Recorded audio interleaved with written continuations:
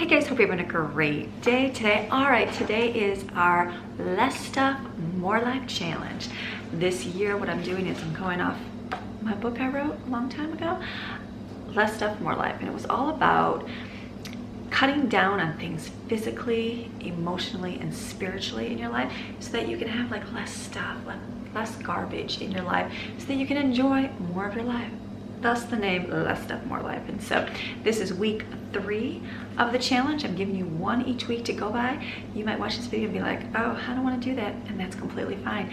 Wait till the next week and see if you want to do that one. Because at the end of the year, if you do every single one of these, you'll have 52 different changes in your life that'll make a positive impact in your life and your little sphere around you. So week 1 was making that list, remember, and wishing things were different. So then we are actually doing things and changing things. So hopefully you're continuing with that list. Keep going. Break it down into small little manageable goals that you can make a difference and make a chunk out of those bigger goals that you have. Last week was eating breakfast. Maybe some of you already do that, and that's great. I didn't, so I have to work at that myself. Well, this week's challenge is going to be our chapter 3, and it might be something simple, but it was something that I had to work on, and that is why I added it into my challenge and wrote it when I wrote this book. And it was lowering your voice. All right, do we have any yellers out there?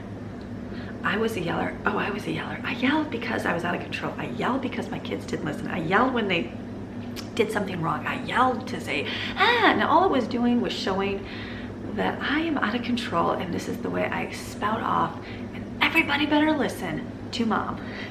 And it worked for like a moment, and then what was happening was my kids weren't listening any other time except when mommy exploded into a rage of yelling. So I've had to learn over the years not to yell. Now, do I still yell?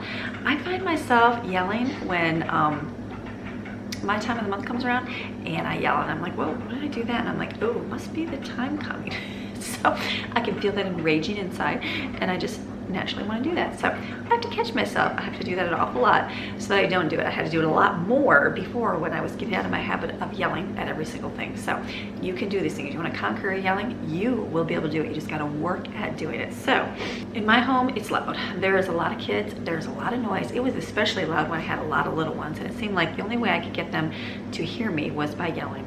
But yelling doesn't do any good. All it does is show that you are out of control and that you just have to spout out and have this anger spew out of you, and everybody better listen to the great full mom here.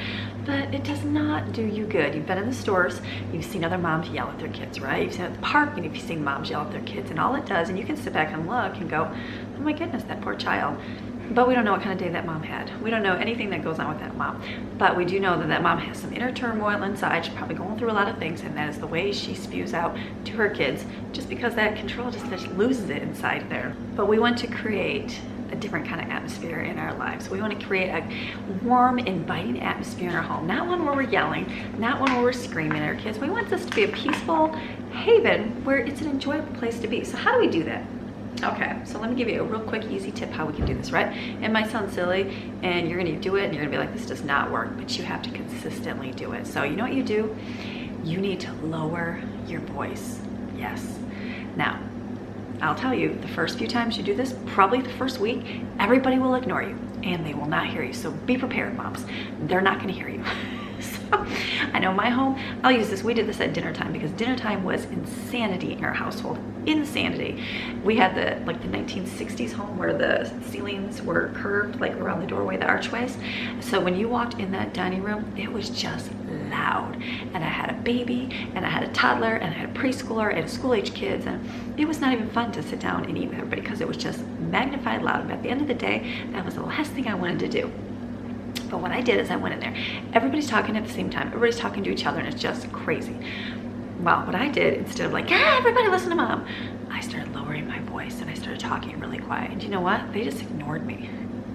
They really did. They did ignore me. Okay. The next time, I did it the next thing. One of them would look at me like, Mom, are you okay? How come you're talking so quiet? And I said, oh, I just don't want to raise my voice, and I want to lower it so that you can hear me. And they're like, that doesn't make sense. All right, I had to do that a few more times. You know what eventually they did?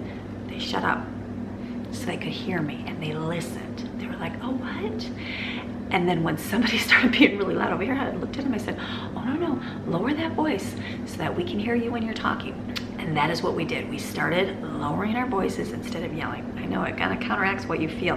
When you feel that rage inside, instead, lower that voice and talk quiet. It'll sound fake at first. Yes, it will. It'll sound kind of silly, like a perfect little cartoon or perfect little character you see on TV. But it does work. You just have to lower it and talk to them, okay? So we started doing that. And then when someone interrupted really loud, I looked at them, I said, oh, wait, just wait. We're carrying on a conversation. Just wait till your turn is ready.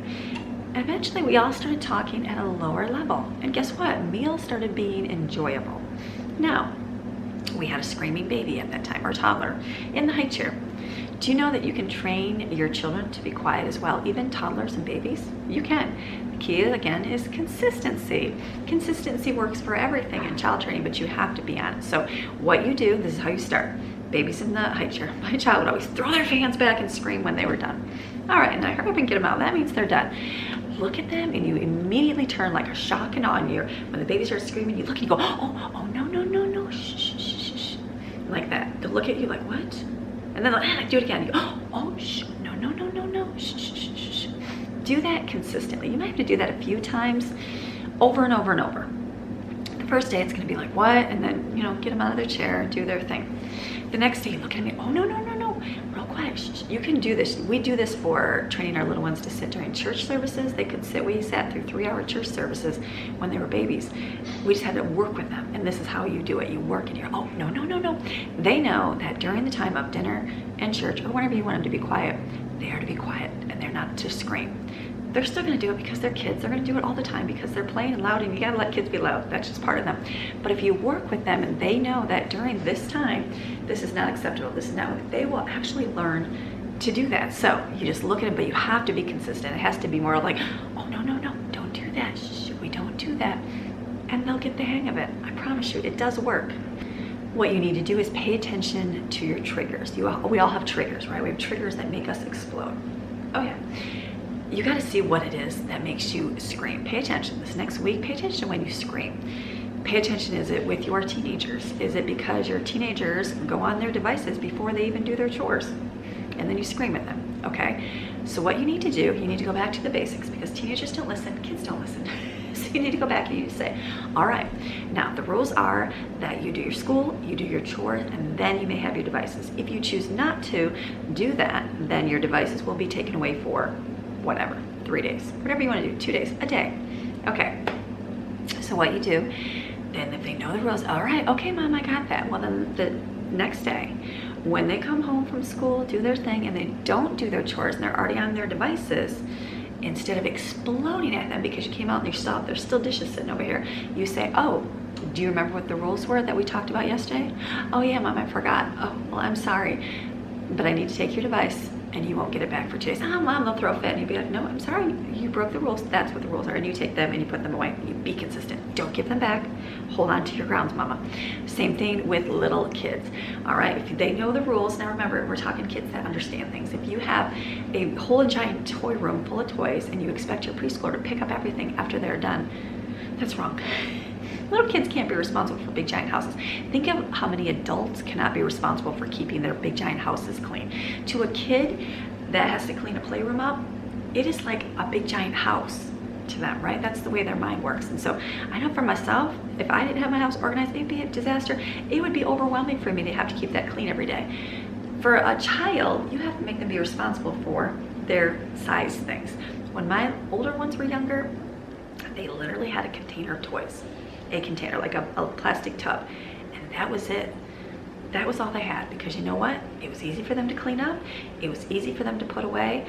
Their rooms weren't messy, and that's what they did. When we had big giant toy rooms with 10,000 toys, all it did was create mess all the time, and I was stressed out and yell because the toy room was a mess, and it was all these things. So what I started doing is I gave them their own little buckets for their own personal toys, and that was theirs. They kept them in their room. Then I had a separate area that I kept all the messy things, like the Matchbox cars, the Legos, the blocks, Mr. Potato Head, all the things that had tiny pieces that were everywhere. We kept those in plastic tubs over a gate on a shelf in one of our back rooms. When they wanted to play with Mr. Potato Head, we got Mr. Potato Head out, and then when they were finished, they had to clean up and put it away. That made my triggers go away. So if you have triggers in the kids' bedroom where it's disaster, fix them. Give them less toys. I know, what? Less toys, Amy? Don't take away all their toys. put them away. Put them away in an area where, in their closet if you don't have another room, and say, okay, this is gonna be played during whatever, 10 o'clock time. And don't get them out any other times. And then you can play with these toys right now. And then they can learn to pick those up on their own. If you give them a big giant mess, it's just too much for them to do, right? Find out what those triggers are. And then the next day they know that they have to pick up their toys before they watch their show. Oh, that's what the rules are. I call it like, the non-emotional parenting is the word.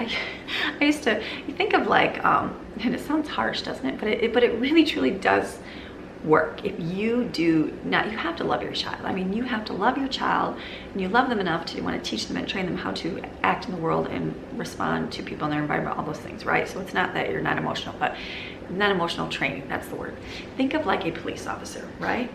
When you know the laws, right? You know the laws for driving. Wear your seatbelt, drive the speed limit. Okay. You drive, you choose not to wear your seatbelt or speed. When you get pulled over by the officer, and then he pulls you up and says, hey, you know you're going 10 miles over the, oh, I know, I was just having a bad day. Do you start screaming and throwing a fit and crying and wailing out to the police officer? And especially when he looks at you and says, what if he came to you and started yelling to you? Don't you realize the rules are, you need to wear a seatbelt, you need to do this, this is the law, and you are disobeying it. Could you imagine if he started screaming at you for that? It'd be pretty crazy, right? No, he does it not emotionally. He comes to you and he says, hey, and that's what, I don't know if he says, hey, I don't know, I haven't been pulled over for a seatbelt, so I don't know, or speeding. So I'm assuming he comes to the door and says, hey, you are speeding. You know the rules. It's only 55-mile-an-hour zone. That's how fast you may go, and you're going 65. You need to be wearing a seatbelt. That is the law, okay? So there's no emotions. He writes you your ticket, you go on with your punishment. It's the same way in your home. You have to get that non-emotional parenting where you don't get in a rage when you're disciplining your child, because it's out of control. And you can't be like in a daze and just like ignore it. You have to, okay, this is the rule. This is what I set up. This is how it's supposed to go. If you're going to choose to go against those rules, then you're going to have to face the consequences, just like everybody else does in life. That is what I mean by non-emotional parenting. It works. It really does. When you don't get your emotions all crazy and out of control, it actually, like, your kids will be like, oh, okay, that's the rules. That's the way it is. Just like your kids learn that they can't go to the stove every day and put their hand on it, right? Because it'll burn them. Because at one time you were like, oh, no, don't touch the stove. It'll burn your hands. Like, it was the shock and awe, and that was it. It wasn't just the emotionalness of this and this. It was, this is what we don't do. We don't do that. We don't play with knives because they can hurt people. We don't leave the doors open at night because someone can come in your house at night. All those things. You just keep it non-emotional, right, point blank. Matter of fact, that's what you do. Keep those voices low. You should not have to scream in your home to make your home listen, right? You shouldn't do that. And if you're screaming, something is wrong inside of here and you need to fix that. Practice by lowering your voice every single day. It's a little difficult, especially if you're a yeller. That was me. Because I had crazies. I have a house full of 10 kids and a lot of them didn't do what they were supposed to do. And then it went back to, okay, I need to fix things. And this was back to my week one of, I wanted to lower the loudness in my home. Well, it went back to me training the kids. Okay, so why am I yelling? Because they're not doing the rules. Well, do they know the rules? Do they know what is expected of them every single day? No, that was my fault, not their fault. Okay, is it that they didn't know how to do this? It's my fault. I'm the one that needs to set this and get it set up so that it does run peacefully. It all starts with you, mamas. I know, it's me. It's not right, but it is. So you need to set that up so that your home can run smoothly and peacefully. And you can do this, but you gotta lower the voice, all right? So we're gonna try that this week. We're gonna lower our voices. You up for it? I'm up for it. I'm gonna do it this week. I'm gonna pay attention. When's the first time I yell in my household? When my yelling in the household is because the kids are downstairs in their bedroom and they can't hear all the time. So I usually like yell, hey! So all the kids come running from the household like, what? And I'm like, no, I was just calling for, Jaden downstairs or whatever. Texting works really good. I would love one of those intercom systems in my home, but I don't have that. So we text, and if they don't see the phone because they might not be with them, I usually yell just so they can hear me. But then kids all come running because they know, whoa, why is mom yelling? Because mom doesn't usually yell. So it's a good thing. It's a tool to use in an emergency because they need to come in an emergency if you need to yell, but not on a daily basis. So not on a daily basis so that they block you out all the time. Okay, so lower your voice. All right, week 3, lower your voice. we're gonna do this. We're gonna make positive changes in our lives. All right, you guys have a fantastic rest of your day, and we're gonna see you again tomorrow.